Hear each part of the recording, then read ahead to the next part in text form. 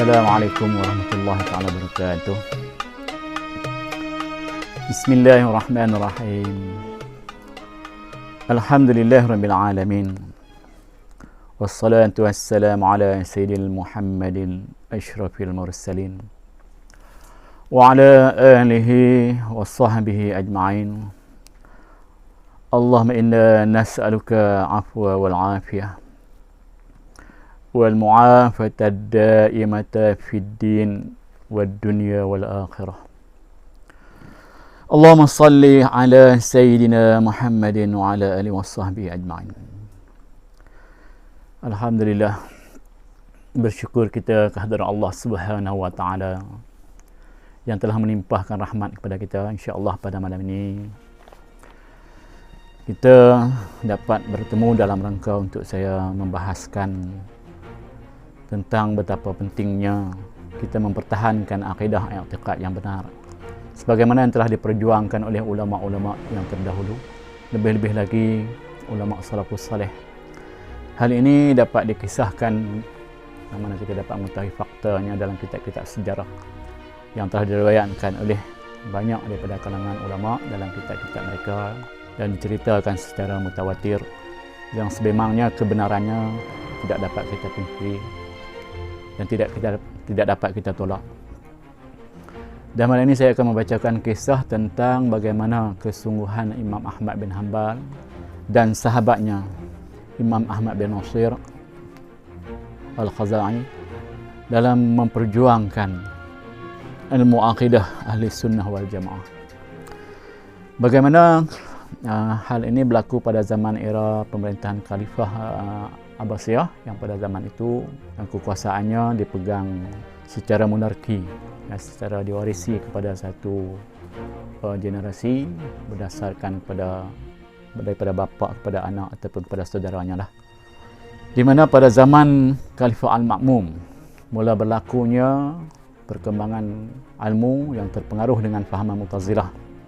Ya, mungkin kerana banyaknya falsafah Yunani dan sebagainya yang telah menjadikan ilmu akal ini sebagai ketetapan dalam menetapkan untuk mengambil hukum.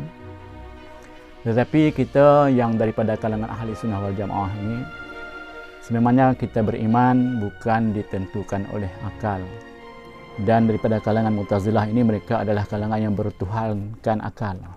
Kerana akal adalah sebagai satu wasilah yang seperti mana saya jelaskan untuk kita mendapatkan permulaan keyakinan. Namun keimanan yang sebenar sebagaimana yang telah dijelaskan oleh Allah di dalam firman-Nya dalam surah yang kita selalu baca ayat Al-Quran pada permulaan. Bismillahirrahmanirrahim. Alif lam mim. Zalikal kitabu la raiba fihi hudal lil muttaqin allazina yu'minuna bil ghaibi wa yuqimuna shalah. Dalam ayat ini dijelaskan oleh Allah bahawa allazina yu'minuna bil ghaib. Kalangan orang yang beriman ini adalah mereka yang beriman dengan benda-benda yang gaib. Dan sifat benda yang gaib ini sudah tentulah tidak mungkin dapat diukur, dijangkau oleh pemikiran kita yang sememangnya terbatas. Jadi kenapa di dalam menentukan keimanan ini tidak boleh didasarkan kepada akal semata-mata? Kerana akal ini tidak mampu memikirkan benda yang lebih di luar jangkauan, apatah lagi alam barzakh, alam akhirat, alam kubur, alam jin, alam ruh, alam malaikat, alam malakut dan sebagainya. Jadi dengan itu saya nak menceritakan di sini bagaimana kisah Imam Ahmad bin Hanbal ini, iaitu pada masa zaman Khalifah Al-Ma'mum telah datang seorang ulama yang mungkin pada masa itu yang diangkat sebagai mufti kerajaan Abbasiyah, iaitulah Imam Ahmad bin Abi Dawud. Ya.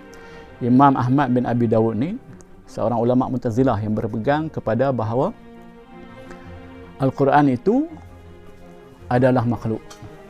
Ya. Dan memang mereka berpegang juga kepada ayat Al-Quran.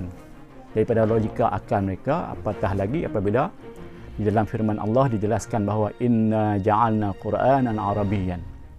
Jadi dijelaskan sini bahawa Al-Quran ini kami jadikan. Maka Al-Quran Allah Ta'ala sendiri yang mengatakan ia yang menjadikan. Mana kata Al-Quran itu makhluk. Ya. Jadi hal ini disampaikan pandangan dia, fatwa dia, ijtihad dia kepada Al-Ma'mum, dan Al-Ma'mum mengakuinya bahawa betul lah kalau begitu. Jadi diserukan kepada seluruh negara agar berpegang dengan i'tiqad Mu'tazilah ini, yang untuk mengatakan bahawa Al-Quran itu makhluk. Sedangkan kita yang ahli sunnah wal jamaah seluruh dunia, dan pada hari ini sendiri kita sendiri baca doa Al-Khatam Al-Quran dan sebagainya, kalamun qadimullah. Kita baca kalamun qadim. Kalam Allah itu qadim, bukan kalam Allah itu makhluk. Atas alasan hujah mereka memang Al-Quran lah juga. Inna ja'alna Qur'anan Arabiyyan. Jadi dengan itu dikeluarkan fatwa, diisytiharkan, disiarankan ke seluruh negara untuk semua berpegang dengan i'tiqad dan keyakinan Mu'tazilah ini. Maka ketika itu ramailah daripada kalangan alim ulama yang mengetahui akan kebenaran Al-Quran ini kalam Allah menolaknya. Daripada kalangan mereka yang menolak ini, banyaklah yang disiksa, ya, orang awam lebih lagi lah, ya, yang tak ikut pun juga dipenjara, ya, ulama ramailah yang disiksa, dipenjara, ya, disakiti, ya, bahkan ada daripada kalangan yang dibunuh, ya. Yang kalangan ulama yang tidak mahu mengikut dengan fatwa yang telah dikeluarkan ini oleh pemerintah, apatah lagi, ya, kerajaan cukup besar, kerajaan Abbasiyah pada ketika itu. Jadi Imam Ahmad bin Hanbal tetap berpegang dengan i'tiqad yang benar, iaitu bahawa Al-Quran ini kalam Allah yang qadim. Lalu Al-Ma'mum memerintahkan, ya, ditangkap Imam Ahmad bin Hanbal besoknya untuk dijatuhkan hukuman bunuh. Tetapi dengan keizinan Allah juga, pada malam itu Imam Ahmad bin Hanbal pun bermunajat kepada Allah Subhanahu Wa Taala, memohon perlindungan Allah. Ya, dijadikan cerita, belum pun sampai paginya, Qadamnya datang untuk menangkap Imam Ahmad bin Hanbal.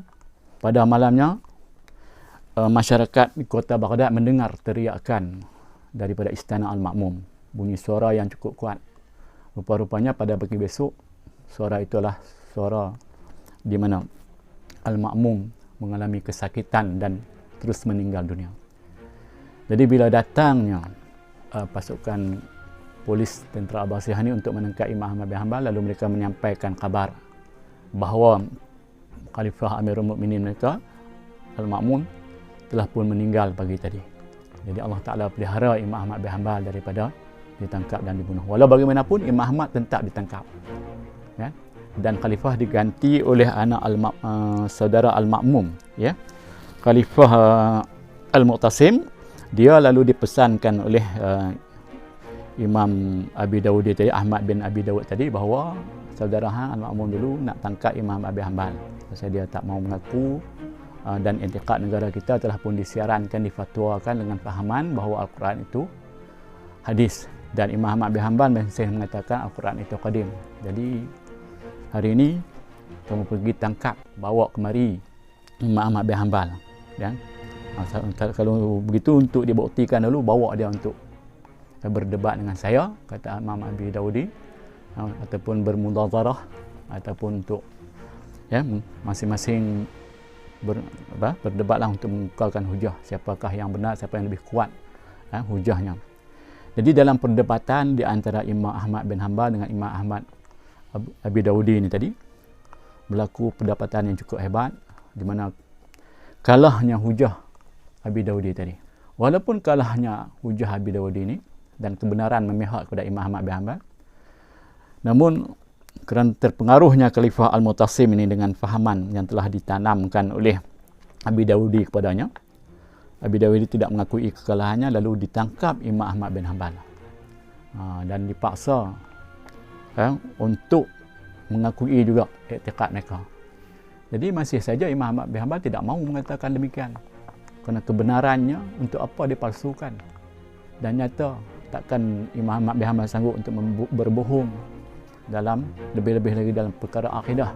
Maka Imam Ahmad bin Hanbal ditangkap, bahkan dijatuhkan hukuman, dipukul di khalayak ramai, untuk memberi ketakutanlah kepada rakyat pada masa itu, agar jangan menerima ilmu ataupun kaedah agama yang diajarkan oleh Imam Ahmad bin Hanbal. Maka Imam Ahmad bin Hanbal dipukul di khalayak ramai dan sampai 15 kali pukulan hampirlah terputus tali seluarnya Imam Ahmad bin Hanbal. Dan ketika itu Imam Ahmad merasakan bahawa dia akan dimalukan ataupun jatuhlah air mukanya nanti. Lalu dia pun mengadah kepalanya ke langit untuk berdoa kepada Allah. Belum pun habis ia mengangkat kepalanya untuk mendoa, meminta pertolongan Allah. Di khalayak ramai ketika itu, masyarakat melihat seolah-olah ada tangan emas yang menyambar seluar Imam Ahmad bin Hanbal dan mengembalikan ikatannya. Dengan ini menimbulkan rusuhan ataupun ketelaruan kalangan orang yang menyaksikan peristiwa itu, dan ramai-ramai mereka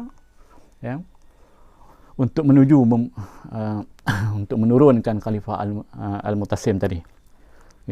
Jadi lantaran kerana kerajaan mempunyai pasukan tentera dan sebagainya, maka tidak mampulah mereka, dan mereka minta Imam Ahmad, lalu mereka ramai-ramai membuka ikatan Imam Ahmad bin Hanbal dan dibawanya dan beri pertolongan lah. Maka dengan itu dapatlah kita fahamkan bahawa betapa teruk dan betapa hebatnya perjuangan ulama terdahulu dalam mengekang ajaran-ajaran kalangan-kalangan yang tersesat ini. Jadi tuan-tuan yang saya muliakan, selepas peristiwa itu Imam Ahmad bin Hanbal pun dipenjarakan hampir selama 8 purnama, itu 8 bulan lah. Dan di penjara ini, ketika itu di dalam penjara 8 bulan tak sampai pemerintahan Khalifah Al-Mu'tasim dikabarkan pula dia pula meninggal. Dan Imam Ahmad bin Hanbal dibebaskan, dan Imam Ahmad bin Hanbal pun lari menyembunyikan dirilah. Dan apatah lagi pada ketika itu pula diganti Khalifah Al-Mu'tasim ni dengan anaknya, Khalifah Al-Wasiq, anak Al-Mu'tasim, dan dia juga bersifat sama dengan ayahnya, tetap berpegang kepada bahawa fahaman Mu'tazilah Al-Quran ini adalah hadis, bukan kalam Allah yang qadim. Maka pada zaman itu dicarilah Imam Ahmad bin Hanbal, tapi tidak dapat. Maka ketika itu masih ada lagi seorang sahabat Imam Ahmad bin Hanbal yang bernama Imam Ahmad bin Nasir Al-Qaza'i. Imam Ahmad bin Nasir Al-Qaza'i pun juga enggan untuk mengikuti kerana telah nyata peristiwa Imam Ahmad bin Hanbal dan sebagainya. Walaupun demikian, Imam Ahmad bin Nasir ini terus ditangkap dan dijatuhkan hukuman pancung. Bila dijatuhkan hukuman pancung dan kepalanya digantung di bahagian timur. Dan semua masyarakat dapat melihat di simpang di sebelah timur dan untuk disaksikan oleh semua orang ramai supaya tahu bagaimana kalau orang yang tidak berpegang dengan i'tiqad itu, untuk memberikan kegentaran, ketakutan lah. Bahkan ditulis pula satu poster lah kalau zaman kita ni. Dalam poster tu ditulis Bismillahirrahmanirrahim. Inilah kepada Imam Ahmad bin Al-Khazra'i yang diseru oleh hamba Allah Khalifah Amirul Mukminin Al-Wasiq supaya dengan mengiktikadkan bahawa dengan hadisnya baharunya Quran, tapi dia enggan, bahkan dia ingkar semoga Allah menyegerakannya kepada neraka. Ditulis dalam poster tu bismillah juga semua. Tetapi masyarakat yang lalu pada malam hari, mereka melihat bahawa kepala Imam Ahmad Al-Qazra'i ini membaca la ilaha illallah dengan surah Yasin. Dan ada satu qaul mengatakan kepalanya membaca ayat Alif Lam Mim hasiban nas an yatruku an yaqulu amanna wa hum la yuftanun. Apakah manusia mengatakan mereka beriman tanpa mereka diuji dan dicuba? Itu satu kan mengatakan kepalanya yang sudah pun terpotong daripada jasadnya yang membaca ayat itu. Jadi dengan peristiwa ini akhirnya meninggal pula Al-Wasiq ini. Bahkan kemudiannya dia diganti oleh saudara dia lah, Khalifah Al-Mutawakkil, iaitu Ja'far, yang kadang dalam kita belajar ilmu sejarah, kalau ni sejarah Islam Abbasiyah, iaitu kita dengan gelaran Ja'far Al-Mansur, yang maksud Al-Mansur yang menolong dia, yang mengembalikan i'tiqad Ahlussunnah wal Jamaah. Dengan itu Ini atas nasihat oleh seorang ulama yang besar juga, iaitulah Imam Anas bin Abdul Aziz bin Yahya yang datang ya kepada Khalifah Al-Mutawakkil ni, Abu Ja'far Al-Mansur ni, ya, dengan mengatakan kepada dia pesan, hai Al-Mutawakkil, apakah lagi yang terlebih ajaib daripada pekerjaan Al-Wasiq saudaramu yang telah membunuh Imam Ahmad bin Nasir, padahal adalah lidahnya membaca Quran tanpa berjasad, ya, dan kepalanya yang masih tergantung, masih mampu membaca Al-Quran dan menyebut kalimah la ilaha illallah. Maka memberi keinsafanlah Abu Ja'far Al-Mansur ni, Al-Mutawakkil, lalu beliau pun membenarkan dan mengakuinya dan bertaubat, ya, dengan i'tiqad yang selama ini dipegang oleh negara Khalifah Abbasiyah. Dengan ketika itu dia, ya, lalu disuruhlah Khalifah Al-Ja'far ni, Abu Ja'far ni, untuk mencari Imam Ahmad bin Hanbal. Lalu dibawalah Imam Ahmad bin Hanbal kepada istananya. Lalu diakuilah kesilapan kerajaan Abbasiyah sebelum itu. Diberikanlah kepadanya berupa mata benda, wang emas, perak, persalinan, dan juga diberikan juga kepada Imam Ahmad bin Hanbal dengan seorang hamba. Namun hal ini ditolak Imam Ahmad bin Hanbal dengan mengatakan bahawa aku tidak memerlukan itu semua. Yang penting bagi aku adalah umat ini terpelihara daripada kesesatan bid'ah, gulungan-gulungan yang tidak berlandaskan kepada kebenaran Allah dan Rasulnya, apatah lagi ya, memujasimahkan Allah Subhanahu Wa Taala dengan mengatakan ya, Al-Quran ini makhluk, ya. Dan akhirnya kisah ini sebenarnya ya diceritakan pula oleh seorang ulama yang besar, iaitu Bashir Al-Hafi, yang menjelaskan ya, bahawa dengan pengorbanan Imam Ahmad bin Hanbal ini yang sanggup dirinya dipukul, ya, bahawa Imam Ahmad bin Hanbal ini diberi makam kedudukan Nabi-Nabi. Jadi kenapa daripada kalangan kita, ulama-ulama daripada kalangan umat Nabi Muhammad, walaupun tingkatannya ulama, tapi yang sampai kepada tingkatan Imam Ahmad, Imam Syafi'i dan sebagainya, kedudukan mereka ini adalah setara dengan Nabi-Nabi daripada kalangan Bani Israel. Ya, jadi Imam Bashir bin Al-Hafi ini mengatakan bahawa dengan sebab peristiwa ini sanggupnya, dengan kesungguhannya mempertahankan oleh Imam Ahmad bin Hanbal akan akidah yang benar, lalu ia diberikan makam Al-Anbiya. Dengan kerana inilah ya, lalu menyuruh Imam Syafi'i, gurunya, ya, dihantar utusan ke Baghdad untuk meminta baju yang dipakai oleh Imam Ahmad bin Hanbal ketika ia dipukul. Ya, maka dikirimkan kepada Imam Syafi'i baju yang dipakalnya, ya, untuk mengambil Imam Syafi'i itu akan baju itu, dan Imam Syafi'i membasuhnya. Dalam kitab ini ceritakan, lalu dibasuhnya dan diminum oleh Imam Syafi'i akan airnya. Kemudian maka ditaruh yang lebihnya di dalam bekas kaca, dan tiap-tiap kali sakit daripada kalangan sahabatnya ataupun daripada muridnya, lalu diberi ataupun disapukan pada tubuhnya, maka jadi hilanglah penyakit mereka itu.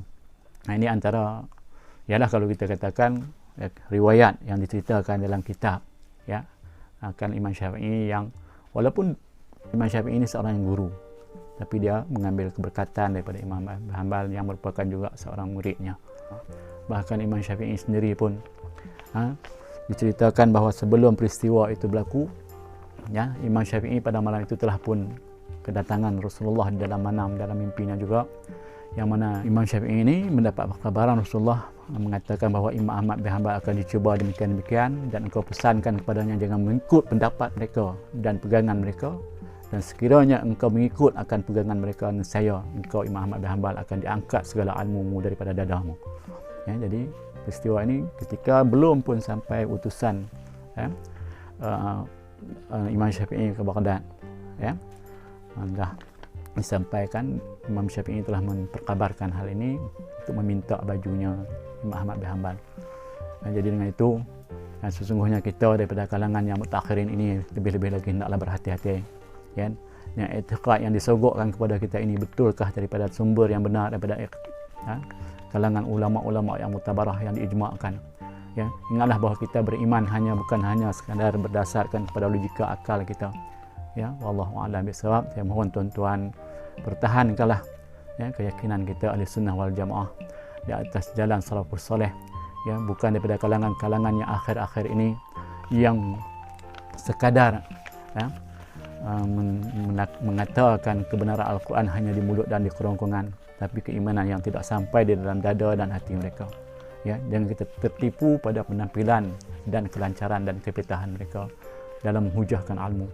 Kerana sesungguhnya ilmu ini, al-ilmu nurullah la yahdi bil ma'asi. Wallahu a'lam bis-shawab. Ilal mar'i wal ma'ab. Wala haula wala quwwata illa billahil 'aliyyil 'azim. Astaghfirullah. Assalamualaikum warahmatullahi wabarakatuh.